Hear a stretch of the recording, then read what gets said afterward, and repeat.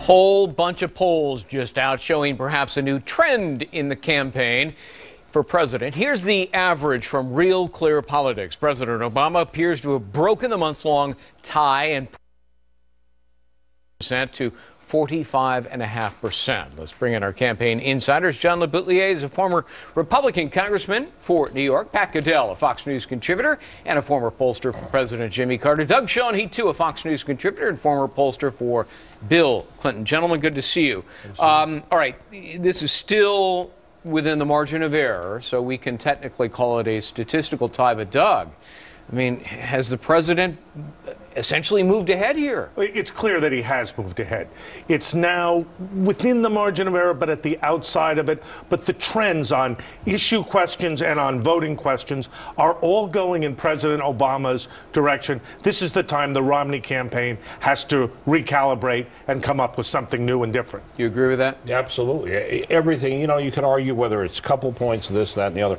But the movement is there, and structurally underneath, as we're going to talk about the economy and President's job rating, it's moving that way. Another thing is happening, I think it's important to note, is I believe the Democrats got a bump, not for Obama, but for their party ID. They seem to, there's a movement suggesting in the polls that people are moving more to the Democratic brand. And remember, everybody, Bill Clinton did this. That was his speech, was aimed at the attacking the Republican brand, not Romney, and promoting the Democratic brand. Well, every time you move 1% of the vote to your side, party loyalty, 9/10 of that vote is yours. You know, the latest job report shows that hiring is way down, Congressman. Unemployment is still high, above 8%. What is that? 43 consecutive months above 8%. Gas prices killing Americans. They've spiked so high. And take a look at this. I want to put this on the screen. A full 80% of voters believe the recession continues. 80%. And all of this under President Obama's watch, and yet move to the next poll. Look at this. He has erased Governor Romney's edge on fixing the economy. The two candidates are tied, 46% each. Congressman, what happened to Governor Romney's advantage on the economy? Well, he sat on his campaign from March when we started doing this every Sunday with you, Greg. We started saying from the first Sunday that he has this period, March through July, before the Olympics, to define himself, or else Obama will do it for him. He didn't do it. He should have been out, as we have said, selling a positive, specific vision as a turnaround artist, a guy that's turned around the Olympics, companies, hired people, done a lot of positive things.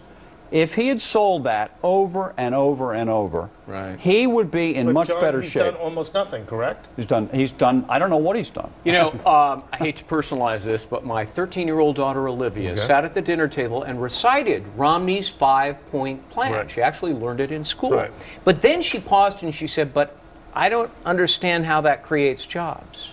Well, I think Olivia's onto something, Greg, because as I read it and I heard that he said he's going to create 12 million jobs, but I didn't hear how, what the mechanism was, or what the vehicle was. So, bottom line, I don't think the American people know the 5-point plan as well as your daughter does, and I sure believe they have no idea how he's going to achieve his objectives. Pat? Well, I think that what you're saying, and this is the most disturbing, when you show the numbers that there are several polls showing him tied, or even slightly Obama, the President Obama, ahead of Romney on the economy, which is Romney's issue. And then you realize the president, as we talked about last week, has a job approval rating and still in major polls at 50%. This is a structural problem. The Republican narrative, the lack of, not only did we talk about John defining, but we talked about the need to lay out a narrative that explained what's happening very matter-of-factly. People know things are bad. The Democrats have decided they can take a brazen strategy, which is say, no, don't believe your eyes. Things are really getting better, knowing that the Romney campaign won't challenge them and that the press will echo it for them because they're mostly in the mainstream media in the tank. The other thing Olivia did was take me to an electoral map and started pointing out the numbers. Let's put Real Clear Politics electoral map up, and there it is. What do we have here? Obama 237 to Romney's 191, based on polling data where the election held today. Well, the change from a week ago when we were with you is Real Clear has moved Michigan, Governor Romney's original home state, to Obama.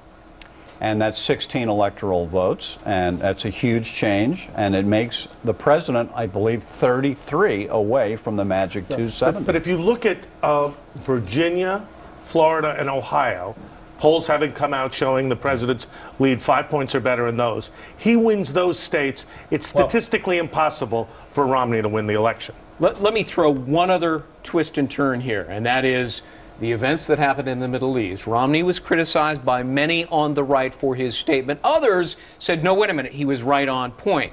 But the Fox News polling data shows only 4%, a scant 4% say that'll influence their vote, foreign policy, national security. But that's not the way the equation works. The equation works if you list what you're asking people what influences them. People think foreign policy is important. And the president has some problems, not on the surface, not on killing bin Laden and not on generally does he do foreign policy, but he has a problem on three things. Iran, where the numbers, we start off over tomorrow, there'll be a poll out, which I'm associated with, which will show you, again, overwhelming 3/4 of the American people believe that the Iranians will use these weapons against America.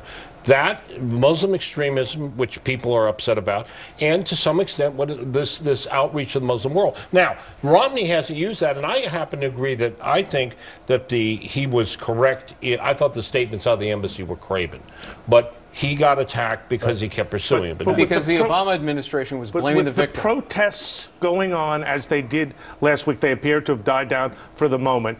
I would say to Pat, if we get more unrest in 20 nations or even 5 or 10, the image of Obama being weak could be recast. It could save the Romney campaign. Yes, it could. Congressman? Okay, a couple things. First of all, on your point, Greg, that only 4% in the Fox poll. In all fairness, the poll was being taken Monday, Tuesday, Wednesday when this thing happened. I'm glad you pointed that out. It's changing quickly, number one. Number two, what is Romney's point in this campaign? Is he going to beat Obama on the economy because he hasn't made the argument well enough, as your numbers show? Yeah. If he's pivoting over to say, I'm a better manager of foreign affairs, he hasn't done that. Right. You know, as Yogi Berra said, it's getting late early. Hold your fire, guys. Got to take a quick break, because when we come back, we're going to talk about the all-important swing states. You know, you don't win based on popular vote. You got to have electoral votes, and the swings are in play.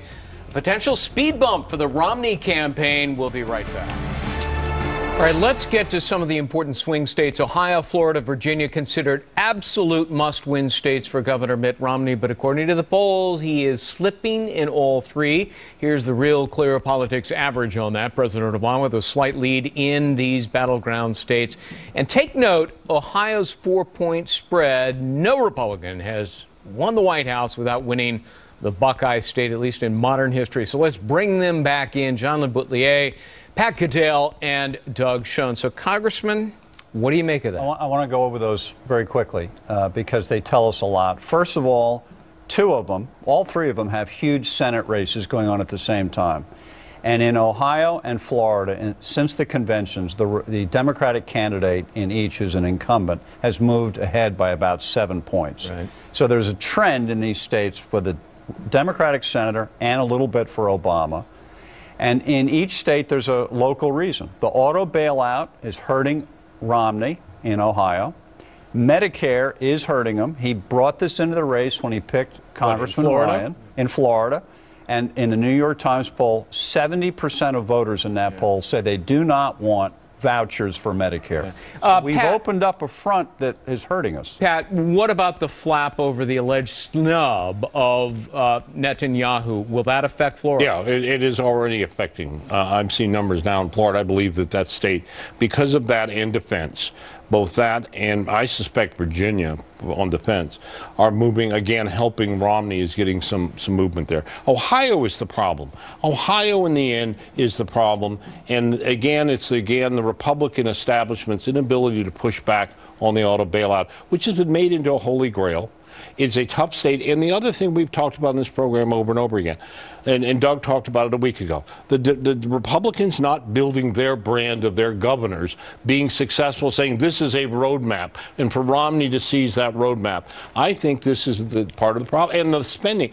Well, tell them about the spending, the Doug. real issue that has not been talked about, Greg, is despite the financial advantage that Governor Romney has, he is being outspent in most of the swing states by the Obama campaign on TV. And as we all know, as we all know from our own campaign experience, you can't win an election if you're being outspent. But isn't that going to change now? Because after the convention, Romney can use the multi-millions of dollars that he has at his disposal. Pat's comment was right. But when?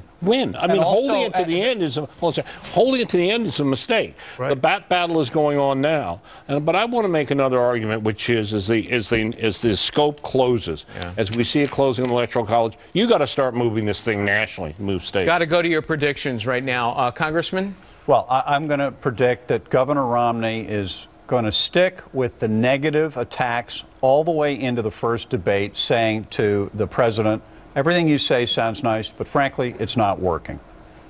Well, I'm going to say, I want to pick up on what I just said about defense. In the next few days, we're going to see numbers on foreign policy, because I've been involved with them, that show both Iran and defense spending cuts is a big issue. I'm going to say that, contrary to what John was suggesting, the Romney campaign should panic.